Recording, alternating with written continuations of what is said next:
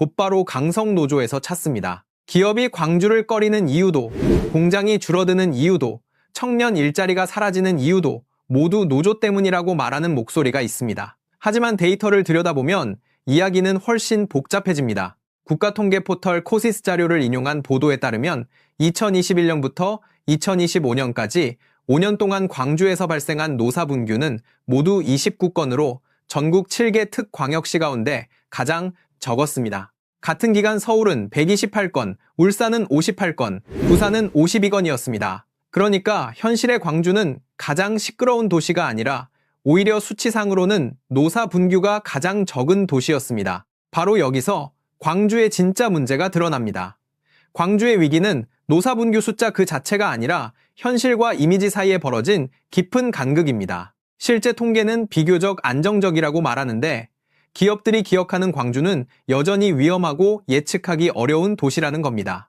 투자에서 가장 중요한 것은 땅값만이 아닙니다. 전기요금만도 아니고 세제 혜택만도 아닙니다. 기업은 수십 년 동안 공장을 돌려야 하기 때문에 그 지역이 예측 가능한지, 약속이 지켜지는지, 위기가 와도 함께 풀어갈 수 있는지 먼저 봅니다. 그런데 한번 굳어진 이미지는 숫자 몇 개로 쉽게 바뀌지 않습니다. 현실은 조용해졌는데 세상이 기억하는 광주는 여전히 시끄럽다면 기업의 마음은 움직이지 않습니다. 이 간극 한가운데에 서 있는 상징적인 기업이 바로 광주 글로벌 모터스 GGM입니다. GGM은 그냥 자동차 공장이 아닙니다. 광주형 일자리라는 대한민국 노사민정 대타협 실험을 현실로 만든 첫 공장입니다. 노동자는 상대적으로 낮은 임금을 받아들이고 기업은 지역에 공장을 짓고 일자리를 만들며 지방정부와 시민사회는 주거와 복지생활 인프라로 부족한 부분을 채우자는 모델이었습니다. 당시 이 실험은 전국적인 관심을 받았습니다. 수도권 집중을 줄이고 지방에 제조업 일자리를 만들고 노사 갈등을 상생으로 바꿀 수 있다는 기대가 컸습니다. 광주형 일자리는 한 도시의 실험이 아니라 대한민국 지역 균형 발전의 실험대였습니다. 그래서 지금 GGM이 흔들린다는 말은 광주만의 문제가 아니라 한국 전체 지역산업 정책이 다시 시험대에 올랐다는 뜻입니다. 아이러니하게도 제품만 놓고 보면 GGM은 분명 성과를 냈습니다. 광주 글로벌 모터스가 위탁 생산하는 현대차 캐스퍼는 국내 시장에서 존재감을 만들었고 전기차 모델인 캐스퍼 일렉트릭은 해외에서 인스터라는 이름으로 팔리기 시작했습니다. 연합뉴스는 GGM이 2021년 9월 캐스퍼 양산을 시작한 뒤 4년 만에 누적 생산 20만 대를 달성했다고 보도했습니다. 또 캐스퍼는 독일을 비롯한 유럽과 일본 등 66개국에서 판매되며 메이드 인 광주의 위상을 높이고 있다고 전했습니다.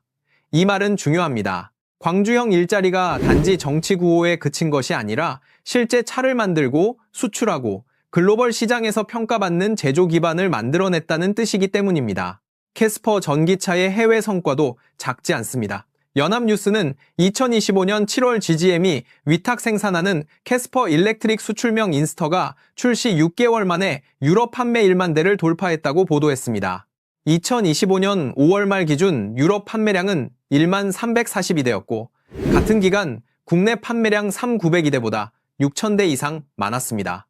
일본에서도 인도 한 달여 만에 104대가 팔렸고 같은 기간 현대차 전체 일본 판매량 140대 중 80% 이상을 캐스퍼가 차지했다고 GGM은 설명했습니다. 작은 전기차 하나가 수입차 불모지로 불리던 일본 시장에서 현대차 존재감을 키우는 역할까지 한 겁니다. 이것만 보면 광주형 일자리는 실패가 아니라 성공에 가까워 보입니다. 그런데 문제는 공장 밖이 아니라 공장 안에서 터졌습니다. 2025년 12월 26일 GGM 노조가 설립 이후 처음으로 8시간 전면 파업에 들어갔습니다.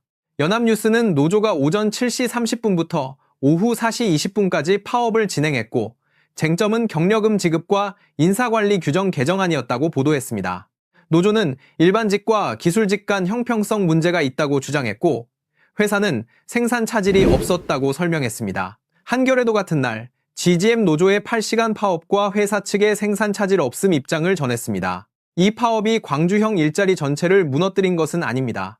하지만 상생을 상징하던 공장에서 첫 전면 파업이 벌어졌다는 사실 자체가 지역사회에 큰 질문을 던졌습니다. 더 중요한 것은 파업 하루의 생산량이 아니라 앞으로의 확장 가능성입니다.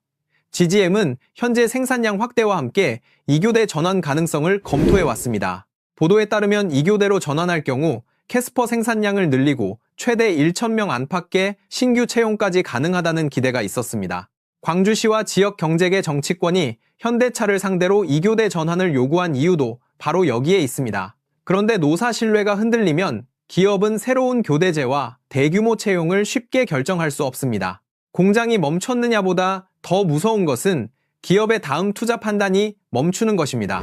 광주형 일자리가 정말 성공하려면 한번 차를 잘 만드는 것을 넘어 더 많은 차를 만들고 더 많은 청년을 채용하는 구조로 확장되어야 합니다. GGM만의 문제가 아닙니다. 광주에서는 다른 제조업 기반도 동시에 흔들리고 있습니다. 먼저 롯데 칠성음료 광주 공장이 문을 닫기로 했습니다.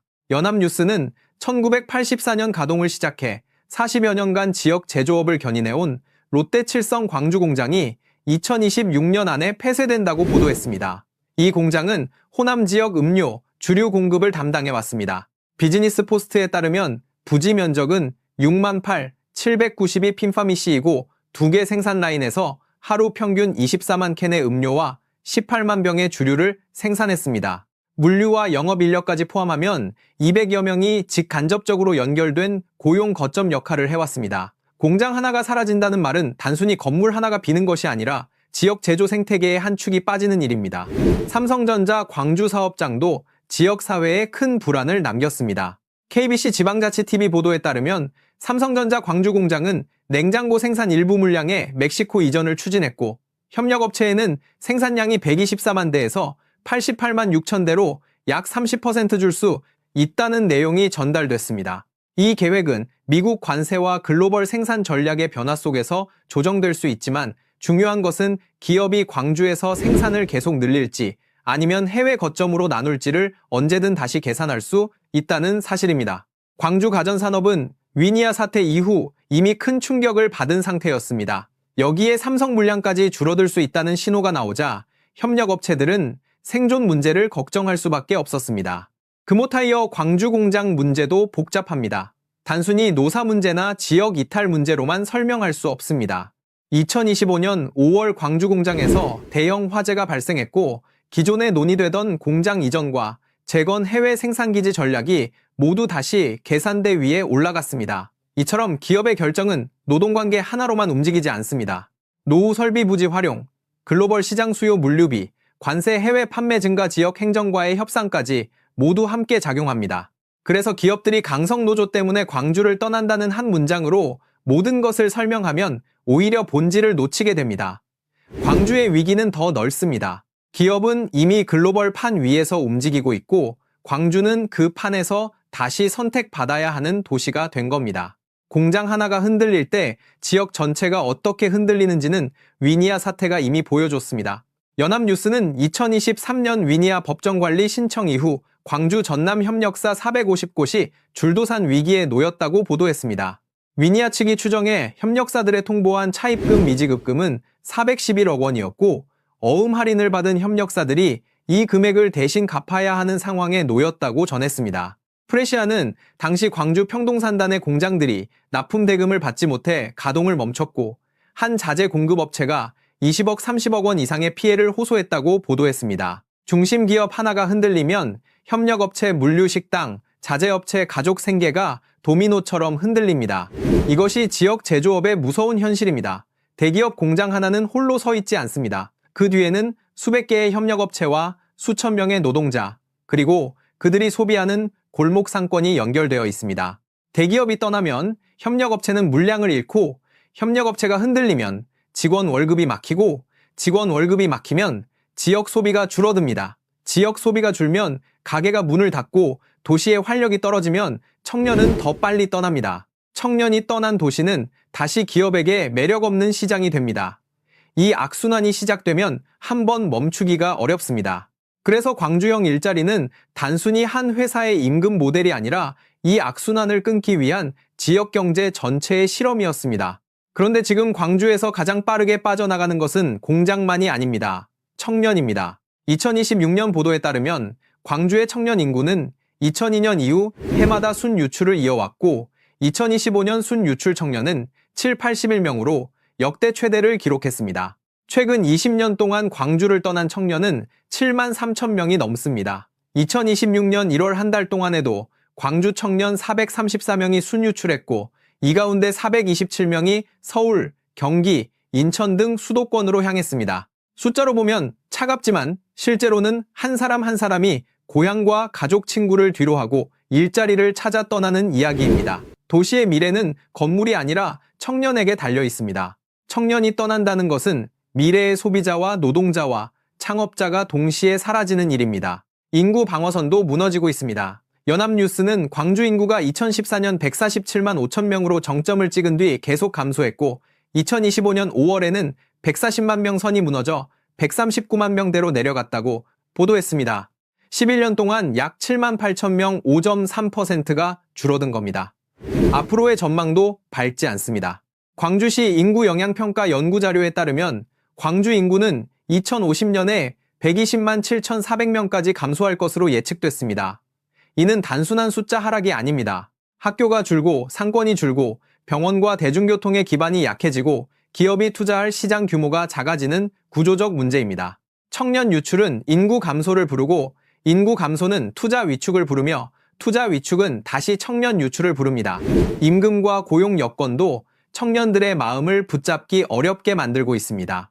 광주 지역 직장인의 평균 월급은 전국 하위권으로 보도됐고 2025년 보도에서는 광주의 임금 상승률도 전국에서 가장 낮은 수준으로 나타났습니다. 광주가 청년에게 떠나지 말라고 말하려면 감정만으로는 부족합니다. 전공과 적성에 맞는 일자리, 수도권과 비교해도 납득할 수 있는 임금, 성장할 수 있는 산업 생태계를 보여줘야 합니다. 청년들은 고향을 싫어해서 떠나는 것이 아닙니다. 남고 싶어도 일자리가 없고 일자리가 있어도 성장 가능성이 낮고 임금 격차가 너무 크기 때문에 떠납니다. 이것이 광주가 마주한 가장 현실적인 질문입니다. 바로 이 시점에 등장한 것이 800조 원 반도체 기회입니다. 연합뉴스TV는 삼성전자와 SK하이닉스가 광주 전남을 포함한 서남권에 제2의 반도체 생산기지를 조성하고 모두 800조 원을 투자해 반도체 펠사기를 짓는 계획을 전했습니다. 연합뉴스도 국민의힘 광주시당이 삼성전자와 SK하이닉스의 광주 전남 반도체 클러스터 800조 원 투자 발표를 환영했다고 보도했습니다. 이 숫자는 광주와 전남에게 거의 역사적 기회에 가깝습니다. 오랫동안 대기업 신규 투자가 부족했던 호남에 반도체라는 대한민국 최고 전략 산업의 거점이 들어올 수 있다는 뜻이기 때문입니다. 하지만 여기서 반드시 조심해야 할 점이 있습니다. 800조 원은 아직 광주 땅에 떨어진 돈이 아닙니다.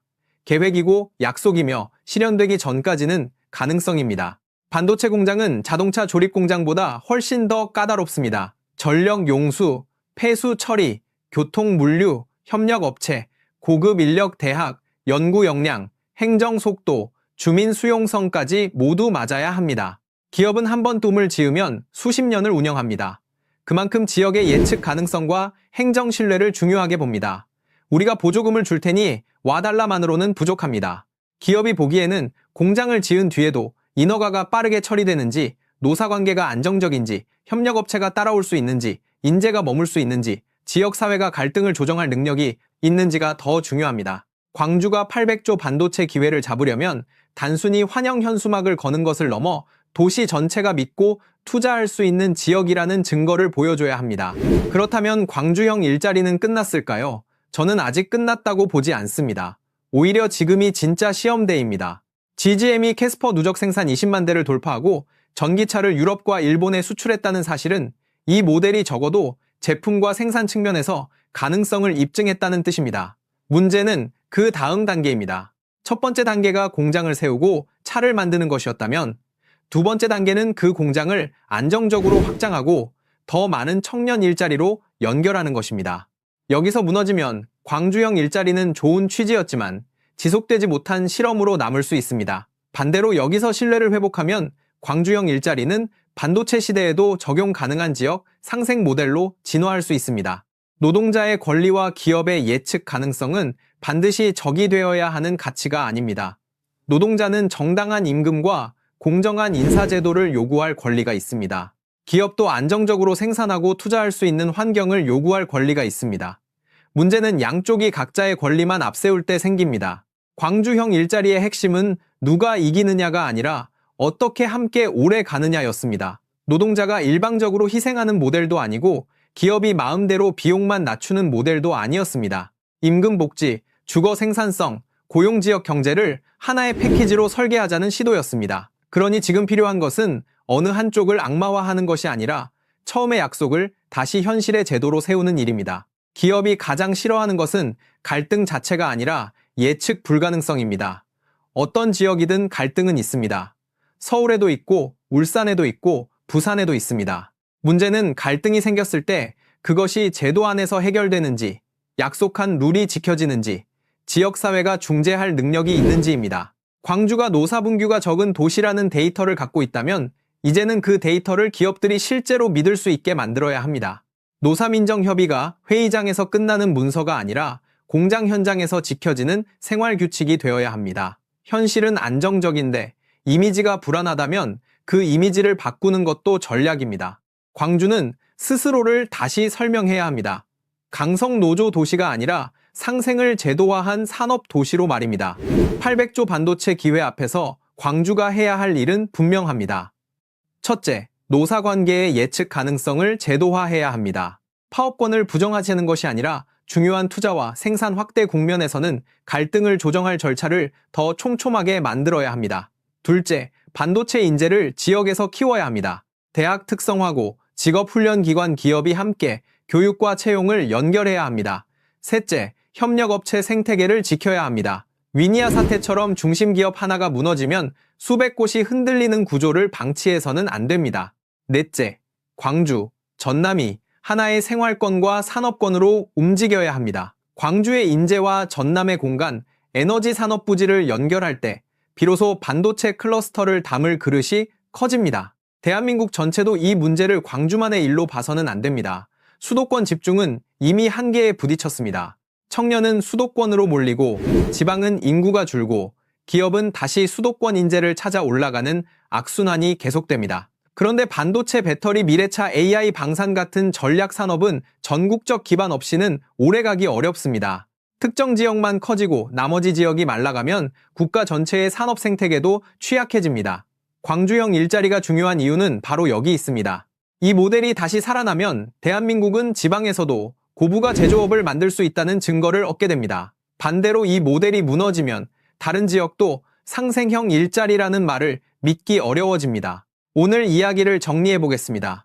광주 경제가 흔들리는 이유를 강성노조 한마디로 끝내는 것은 너무 단순합니다. 실제 최근 5년 노사분규 통계에서 광주는 7개 특광역시 중 가장 적은 수준이었습니다. 그런데도 기업들이 광주를 망설인다면 문제는 데이터와 이미지 사이의 간극, 그리고 투자 신뢰의 부족입니다. GGM은 캐스퍼 20만 대 생산과 해외 수출로 광주형 일자리의 가능성을 보여줬습니다. 그러나 첫 전면 파업과 2교대 전환 논란은 그 가능성이 아직 완성된 성공이 아니라는 사실도 보여줬습니다. 롯데칠성, 삼성전자, 금호타이어, 위니아 사례는 공장 하나가 지역 경제 전체에 얼마나 큰 파장을 일으키는지 확인시켜줬습니다.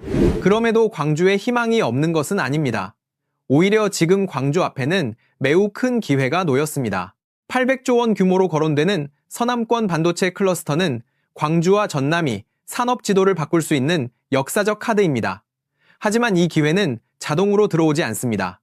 돈은 신뢰가 있는 곳으로 움직이고 공장은 예측 가능한 곳에 세워지며 청년은 성장할 수 있는 곳에 남습니다. 광주가 해야 할 일은 과거 이미지를 부정하는 데서 끝나는 것이 아닙니다. 새로운 이미지를 행동으로 증명해야 합니다. 노사민정이 다시 약속을 만들고 기업이 믿을 수 있는 시스템을 만들고 청년이 돌아올 만한 일자리를 만들어야 합니다. 광주형 일자리는 끝났느냐는 질문에 대한 답은 아직 정해지지 않았습니다. 끝났다고 말하기에는 GGM이 만들어낸 성과가 분명히 있고 성공했다고 말하기에는 신뢰의 균열이 아직 큽니다. 그래서 지금이 시험대입니다. 800조 반도체 앞에서 광주가 보여줘야 할 것은 구호가 아니라 실행입니다. 상생이라는 말을 다시 살아있는